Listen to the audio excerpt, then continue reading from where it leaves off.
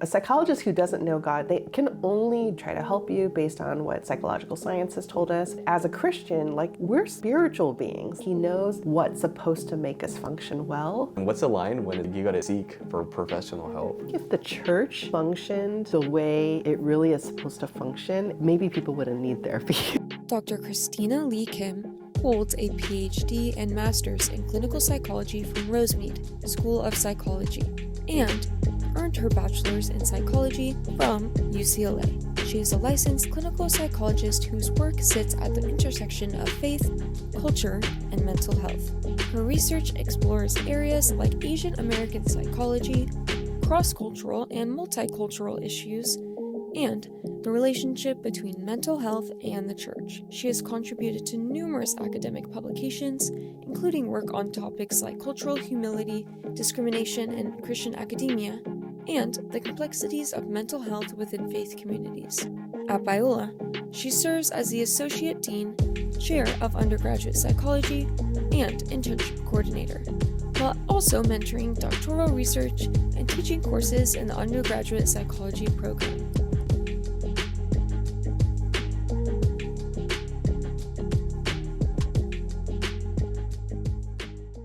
From the Torch Podcast Network, welcome to Office Hours. Your professors of math. Office Hours is where real people wrestle with real questions. Hi, I'm your host, Jay Koo.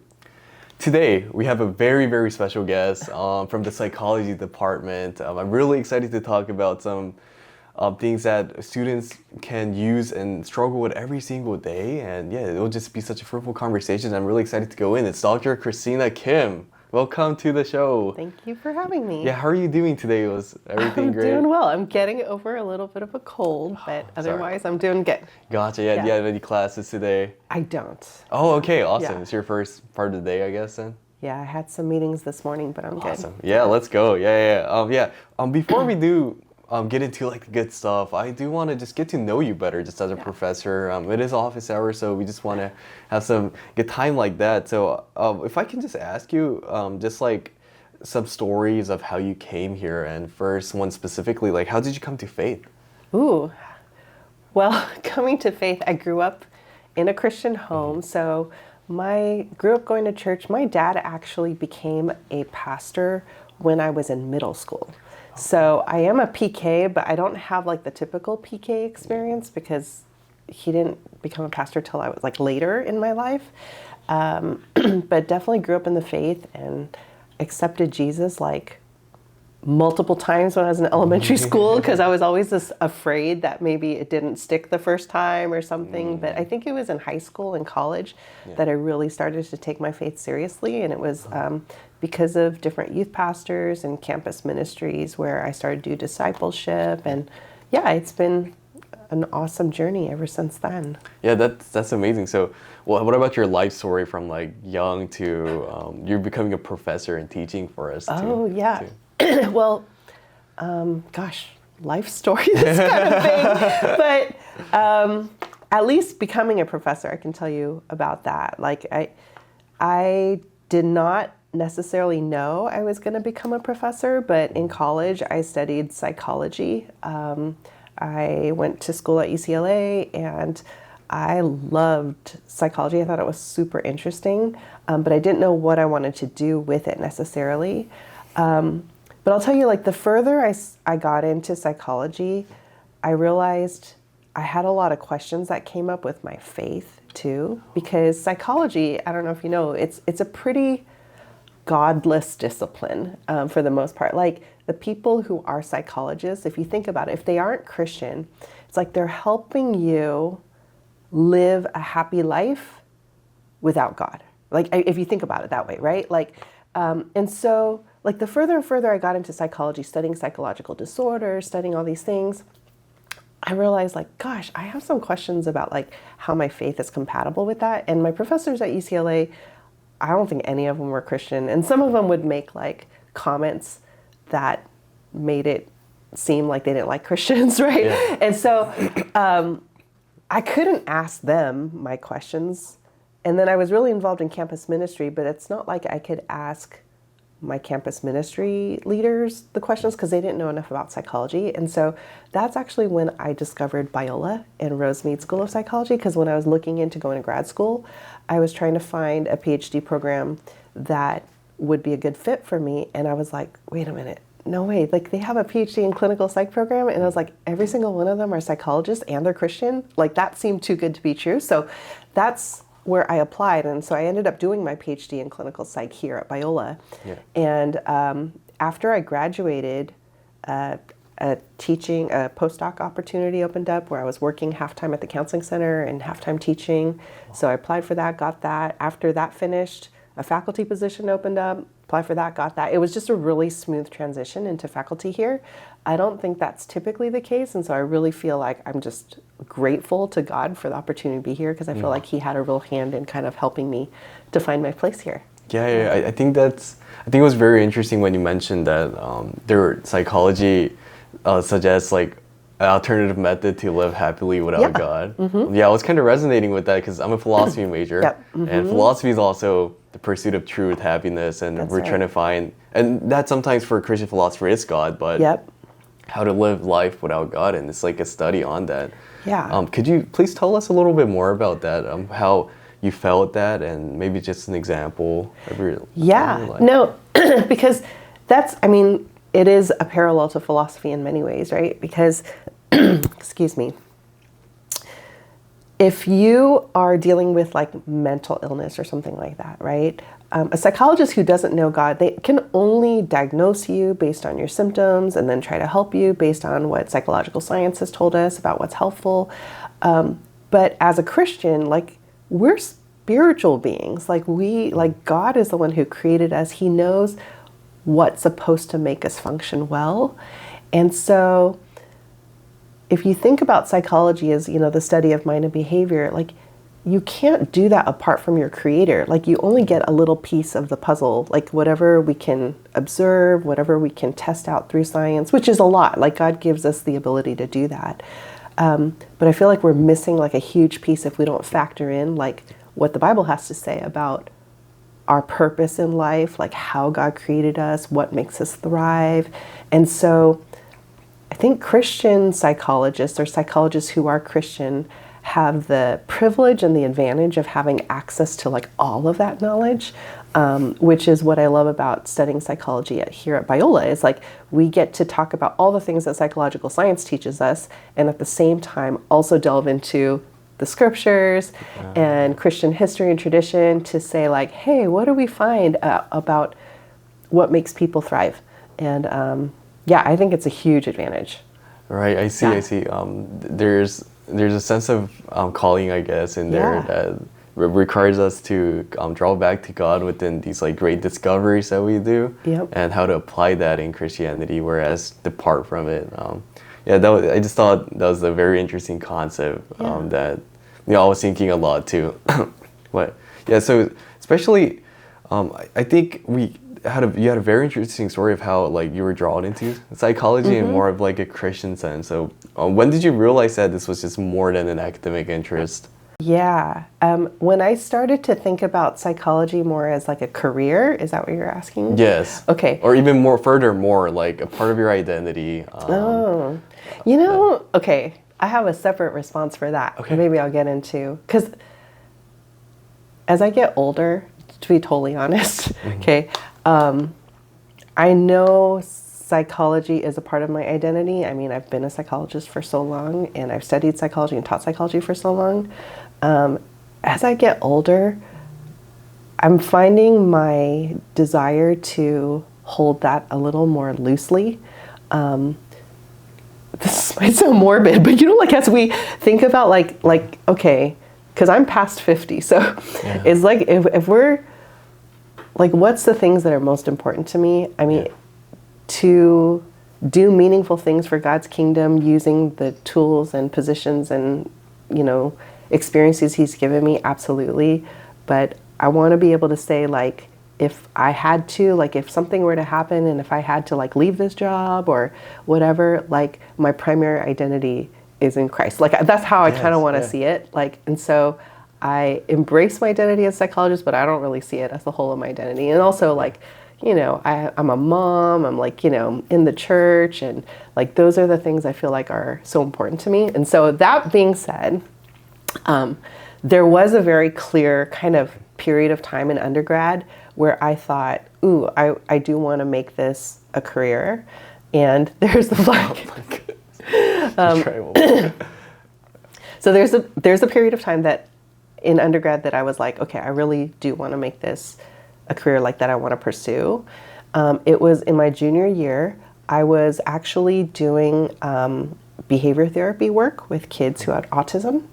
And it was related to a class that I was taking. And there was this clinic at UCLA called the Lobos Clinic. And so I was hired on as part of their staff during my junior and senior year in college. And I was doing behavior therapy. And I don't know if you know a lot about where UCLA is located. It's located up in Westwood, near Beverly Hills, near Bel Air, near Brentwood. And so it's kind of in a pretty wealthy area. Yeah.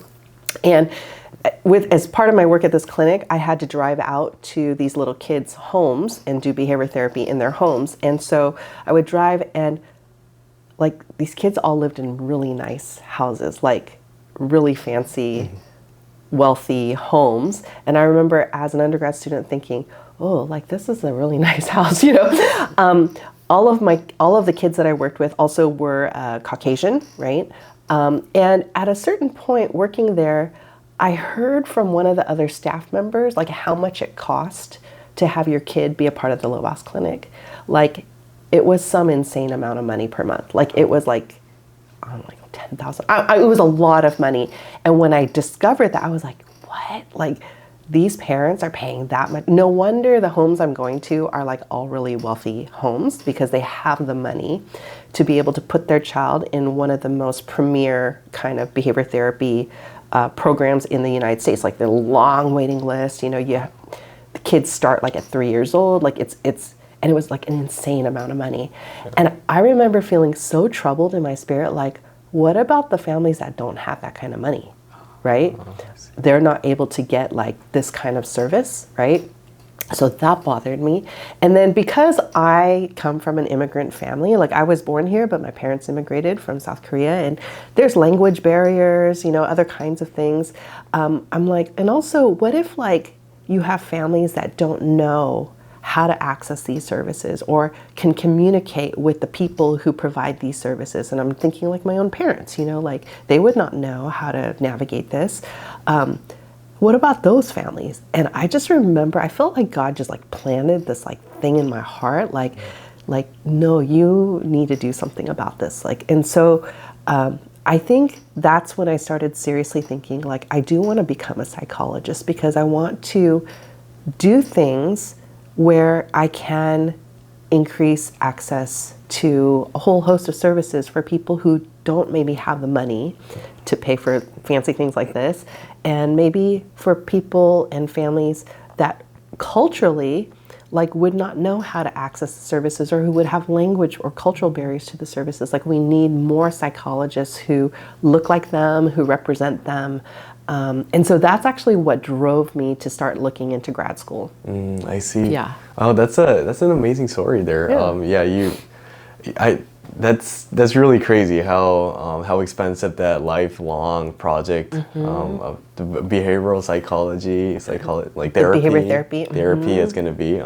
Wow, and then you wanted to come up with a way to implement that into everyday lives of common people, of everyone, because everyone was called for the same love by God, and it's just a very heartwarming project that you've embarked in. I'm really grateful that you're back then, I was going to school, like I was in college like in the early 90s. There were really not a lot of psychology professors that looked like me, right? Most of my professors were male, most of them were white, and so back then, I think now we see so many more, which I'm so thankful for, and we see so many like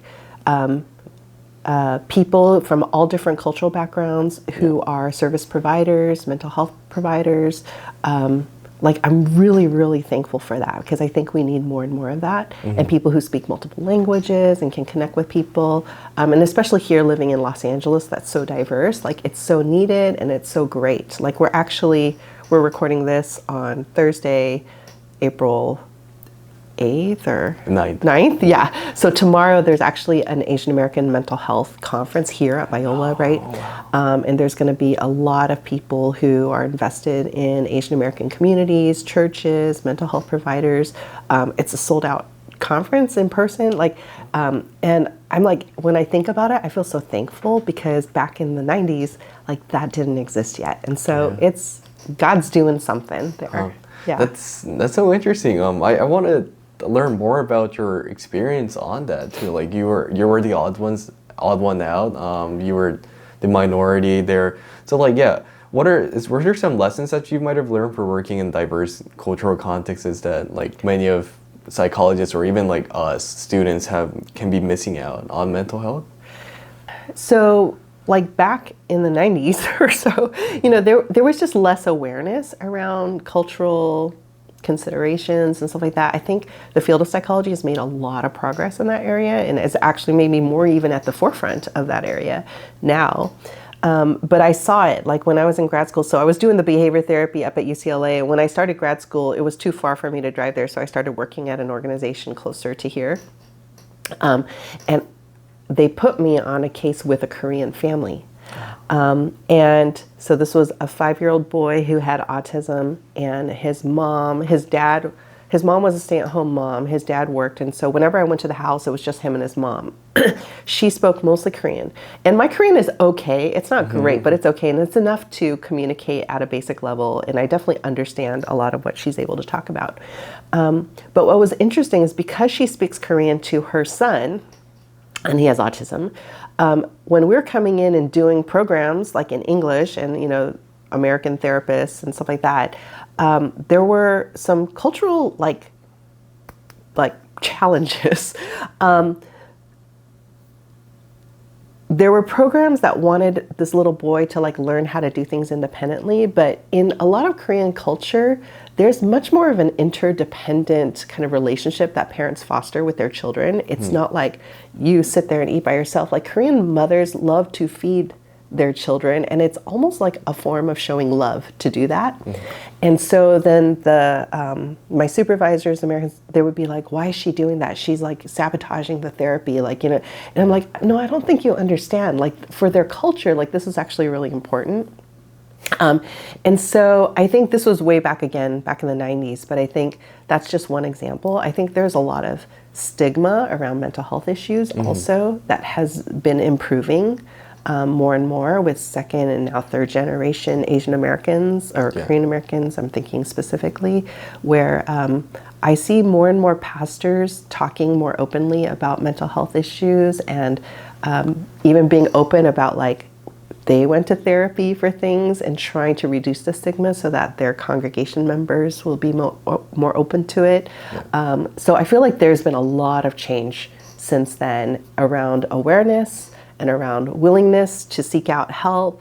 And then also in the service provider industry, an awareness around service providers to be sensitive to cultural factors. I see. So there's like a difference of culture that might have caused misunderstandings, and maybe it didn't necessarily benefit the mental health process, the healing of the mental health processing, but now, and especially with people like you who worked and advocated for diversity in these areas, we were able to kind of just understand humanity as a whole. Would you say just instead of having like a narrower view of it, would you say that would be some kind I would say that, we all approach the world through like a certain lens that's based upon the ways we've grown up, our culture around us, all of that. We all have that. And psychology as a discipline was largely constructed from a Western European lens. And so I think the challenge for us and those who are in psychology is to be aware of our own cultural lens and how that might limit our understanding of other people, and to be really humble in like acknowledging that some things we just don't know. And even the ways we think this might be the right way to do it, it might not necessarily be the right way to do it in another culture. And so I think that's part of like the cultural humility, like us growing in being open to somebody else's perspective and awareness about their experiences and feeling like we can learn from it. Yeah. I can see how that's important, not like in psychology, but just in our everyday lives too, when we interact with the world, just having a mind of humility and openness, trying to understand, and like can be like little psychologists. Oh yeah, in Philippians, right? It says like put others before yourself, like think about them. And so it's like, I think having that posture of humility is such like a biblical thing to do. And I love that psychology is also recognizing the importance and value for that. And that's like one area where, we talk about the integration of psychology and theology. It's like, it dovetails like so beautifully. Yeah. Thank you so much for that. I love the scriptural connection there. I think I remember that you briefly mentioned about the church becoming a factor that can either hinder or give positive effects on mental health and stuff like that. So like just as Christians, when we approach mental health, like how can Christians approach it in a way that like many people who do not know Jesus cannot? Yeah. Well, one, I think like we have the tools that we learn from psychology and things like that show us like what are ways that we can support one another well when they're dealing with mental health issues. And I think, as I mentioned earlier, like the advantage for Christians is we also have like the Holy Spirit, and we also have the church, that can be such a powerful community that helps transform lives. And I don't think those are necessarily need to be separated. I feel like those can come together. Honestly, I think if the church functioned the way it really is supposed to function and our sin didn't get in the way, maybe people wouldn't need therapy. I really think, I think if we were communities that always were able to speak the truth in love and to, exercise all of the things that God wants us to do, but we're not, because our brokenness and our sinfulness gets in the way, and that's okay too. Because we need to also, when we experience conflict, when we experience hurt, part of our spiritual growth can be working to reconcile those hurts and practicing forgiveness and bearing with one another and loving one another. And I feel like sometimes having therapy or mental health providers creates like a separate place where you can process those things, but the church needs to be the place where we can enact that, especially if it's happening within our own church communities. And I think that those are just opportunities for deeper spiritual growth. Yeah. Would there be any practical applications that we can do as students or just people? Well, I know like in the past, one of the problems, I don't know if I would call it a problem, but one of the hard things in the church was like, let's say if somebody was struggling with depression or anxiety, maybe people within the church who would be really well-meaning, but they might say like, oh, you just need to pray more, or oh, you just need to like be joyful because the Bible says be joyful or whatever. And I think that's not always helpful. Being able to discern and tease out when there's something that really does need more professional help and care, I think that's one thing we can do. And I think we can do that prayerfully. I think we can do that consulting with mental health providers. But I think in the church, though, I think we should speak truth in love. And I think we should encourage and build up one another. That's what the Bible tells us to do. And so, I think we should come alongside and walk with people when they're going through hard times. And I think if we're doing all the things that God already tells us to do, like I think it's beautiful. That's like what we can do. Yeah, so I do see there's like a clear stigma. Maybe it has gotten a lot better these days, but there's still a prominent stigma that's like around mental health, and like why is that the case, and like how can we start changing it within our community? I know, why is that the case? Well, I mean, it makes sense to me. I think sometimes we're afraid of things we don't understand, or sometimes we it's hard to be around somebody who's struggling a lot. it's not easy to walk alongside them. Somebody who has serious like substance addiction, right? It's hard. It's hard to journey with them. And so I think sometimes it's easier for us to just like, oh, this is like their problem or something like that. In the past, I've seen studies like, in some of our research, we look at like first generation, like Korean or Asian churches, and and this happens in the African American church and other church contexts too. It's like if somebody's dealing with mental illness, like they're like demon possessed, or like it's some kind of spiritual warfare. And I think spiritual warfare is a facet of everything, but there is a difference between demon possession and like, let's say somebody who has schizophrenia or some sort of mental illness. There is like a difference between those. Mm-hmm. And so again, I think some of it is just because we don't know, we're ignorant to things, and it's hard to know. Yeah. I think, those kinds of things contribute to stigma. Yeah. Is there a way where we can maybe overcome that stigma around our communities? I think the more educated we become on mental health issues, that really helps. And I see a movement towards that. I see people trying to learn more about these things, so that gives me a lot of hope. Yeah. That's awesome. Yeah, I do see psychology has been growing. Like it's a very relatively new study, I've heard. But then considering that's been really bursting out a lot.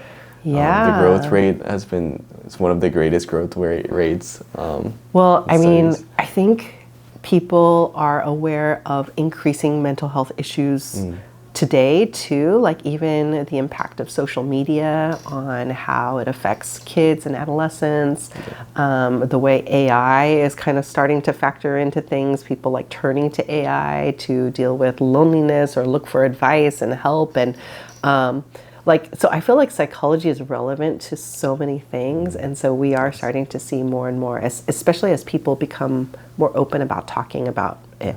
That's really great. And I think the part where you mentioned about like how just learning more about psychology, which means you understand more about psychology, would really help foster this community that's going to the next step towards God. It also reminds me of like the first few things that you mentioned about your minority experience in the field of like you have like the wider and wider the perspective that you get, you can understand the people better, like your clients better.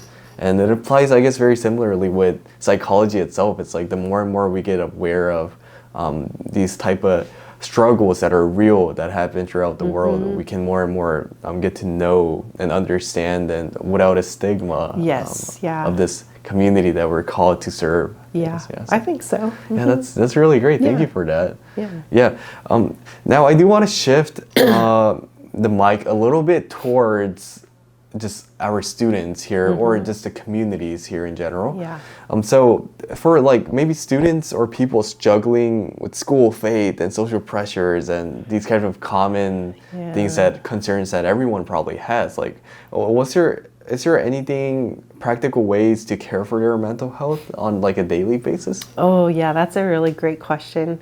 I feel like students these days are dealing with so much more pressure than even like in generations past. And I think part of that is like with social media and other access to technology and worries, and like I feel like students get pressured like so early nowadays to like know exactly what you want to do in the future. You have to have a goal. Like I think it's related to like the cost of higher education. Like, and there's so many things. Comparison, loneliness. I think my advice to students is, and this sounds really cliche, but like, especially for Christian students, I think there has to be an element of like, one, trusting that God has you. And I think part of that is when we look at the ways like our students are like striving after everything, is like the question of, okay, what are you striving for, right? And what is something that you're doing to like try and achieve because of the pressure on you and the comparison, versus like, ooh, this is like what, like a discipline that you're engaging for a future purpose or goal or something like that. I feel like students also need to cut out all the extra. Like there's so much, and I feel like we can't be everywhere all at once. And you really have to prioritize, okay, like what's important to me? What do I want in my life? What relationships do I want to pour into? And then realize, okay, that means I can't pour into like everything, or what activities are really important to me. And when I say trust that God's got you, what that means is like, I really do believe that God uses everything that you go through and all the experience you have ultimately for some purpose, right? Sometimes we won't know what that purpose is, but nothing is wasted in God's economy. Like I feel like that's all there. And so, I don't know, maybe like the advice to students I would say is if you feel like you're putting too much pressure on yourself, like, self-examine. Yeah. Like, why am I doing this? What's it for? How much am I just kind of entrusting some of this to God? And then for the students who are really lost and like totally lost, that's another thing, is like find good people, like people who help you grow. It's sad to say, but you have friends who build you up, and then there's other friends that create more anxiety or stress for you. And I think you have to discern, like, who are the friends that really I can pour into this relationship and we mutually build each other up. I think that's super important, especially for young adults. Yeah. Well, thank you for addressing like many different possibilities of how students might be there. Like the first part where you were talking about that I guess these days we're not that good at budgeting our time and emotion and efforts, and we really I think I'm really guilty of that too. It's stung me a little bit. We try to be everywhere, but that's definitely not possible. But especially when there's really no meaning within it, when you're kind of doing it for a reason that maybe doesn't exist or you don't really know. And that can be really hurtful in your mental health. I could definitely see that. And drawing that meaning to God, I think that's very significant and special to us Christians. So just thank you for that word. We appreciate that. I feel like there's a lot of FOMO, right? Like we feel like if we don't do everything, like we're going to miss out on something. And I think young people can say yes to so many more things than older people can, because you don't have a family yet, or you don't right? So like you just have more freedom, and so that's good. But I don't think people should just say yes for the sake of saying yes. I think they should like prayerfully consider, okay, is this something I want to invest my time in? And that's it. I would definitely take in that word and try to budget my same. I gotta practice the same. Yes. That's such an important lesson, I think. And I'll definitely be meditating on that. Thank you. I do want to ask, like, the way you do it, how you do it, is it different of how you manage your mental health and mental stress? Was it like different than how you guide clients, just whether it's personal or? So I don't see clients in practice anymore. So, but my own mental health, I mean, part of what I'm telling you is like because of my own, like I find that I'm spread so thin, all my roles and everything, and then family, church, and other things. Like I do find that I'm spread really thin. And so I have to like know when I need downtime, and I actually have to like protect that time. With work, it might be like, okay, I'm not going to be on my computer 24/7. Like there's certain times when I'm like, it's okay for me to stop working now, like, and go watch a movie with my husband, or go like talk to my daughter or whatever. And so I'm trying to learn how to get better at that too. And also I realize the importance of just keeping up with my own like spiritual disciplines and like with my friendships. Sometimes when you get so busy, you find like I actually spend less and less time investing in like relationships because I'm just like so busy with work all the time. That's not good for me. I actually had an incident 2 years ago now where I was dealing with anxiety, like struggling with it. And it was so much like stress and pressure. Like at one point I was out with my friends and like I passed out, like literally just like fainted. And they had to call the ambulance and everything. And I realized it was like exhaustion, it was stress, it was anxiety too. And I think ever since that incident, like I've been much more like mindful of I need to get enough sleep, I need to drink enough water, like I need to like take care of my physical health. I also need to like take care of my mental health, make sure I'm exercising. I feel so much better when I'm taking walks and stuff like that. So it's a holistic thing. I think mental health, people separate mental health from physical health, but it's all the same. Your mind affects your body affects your mind. And so taking care of your health includes taking care of your mental health. I see. Yeah. That's a really easy way to look at it. Mental health is the same as physical health. Yeah. There's symptoms. And there's things that I really do feel that too. Just reflecting on my life in general. They have very similar effects on how your life goes on. Totally. Like stress is like so bad for your physical health, Yes, right? yes. But if you're not doing well physically, it totally affects your mental health too. Yeah. Just going based on that, just for students though, just because we are very weak and we don't know what's going on in our lives, I think especially me, we're not the best at, as you said, budgeting these our life as we should. So it can be very difficult to navigate for students. So what do you think it's the line when you have to it's just enough when prayer community or personal discipline can handle it, and what's the line when it's like you gotta seek for professional help? Oh yeah, I think if you are struggling to function in your day-to-day, right, it's a good time to kind of take stock of like, okay, what can I cut out, like what can whatever, or do I need a place to just kind of somebody to walk with me through it and to talk with someone. And I think admitting that is not a weakness. It's like being really proactive and taking care of yourself to like go see a counselor or a therapist. I don't think therapy is for everyone, honestly. Some people, like, it's their lifeline, and for other people, it might be helpful just in a little season. But all of us need people to talk to.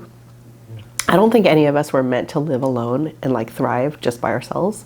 And so if you don't have good people to talk to, like a therapist can be a really important resource. Or if the people you talk to are people you feel like you can't be completely honest with because you care for them or whatever, a therapist is a really safe place to be able to do that.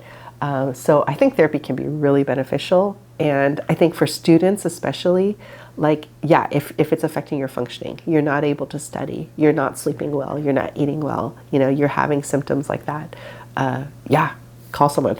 Yeah. Definitely. Yeah, we'll definitely use that as a bar to check ourselves if we really need help. We can just pursue through it. I think that's a very helpful guide. Thank you so much for that. Yeah. So unfortunately, we are getting closer to the time where we do have to wrap up. But I do wanted to just ask you a question on advice. So like a piece of advice that you could leave us today. It doesn't even have to be psychology. It can be. I just want to make it that broad for you. Sure. Okay. The piece of advice that I tell myself and my kids and myself and other faculty is don't compare yourself to other people. And that would be probably like the thing I've been holding on to a lot in the last 2 decades or so, is because I think comparison like robs you of all joy and can really make you depressed and stressed. I would say be faithful to whatever God has called you to in this season of life and don't compare. Because He's given you something, you don't have to worry about what other people are doing. Yeah, that's wonderful. Thank you so much for that. Just one last fun little question that we just have as a tradition in office hours. It's like when students get office hours with you, what is something that what is like your favorite object that we can find in your office? Oh. Well, if you look behind where I sit in my office, I have a little thing that says, I purple you. And you don't know what that means unless you're a BTS fan, which I am. And so it's like a little thing in my office, and most people don't comment on it, but if they do, they see it and they know what it means. They're like, are you a BTS fan? And I'm like, yes. And so it's like our secret little way of finding each other BTS army. Yeah. Yeah, what does that mean? Or are you just gonna keep purple it? you. Yeah. They say 보라해, like instead of 사랑해, I love you. They say 보라해. BTS color is purple, so they say 보라해. So it's like a little like inside thing, but it's my own little private. Yeah. It's like your way to check if that person's real or not. Yes. I see. That's so easy. Yeah. Thank you so much for joining us in another session of Office Hours. We just had such a great time, and I think you gave us so much practical and just theoretical advice and just lessons that we can learn on how to pursue forward on this vague topic of mental health. So I just want to appreciate you again and again. Yeah. And thank you for having me. Thank you. Yeah. So that would wrap up our Office Hours episode with Dr. Christina Kim. Thank you.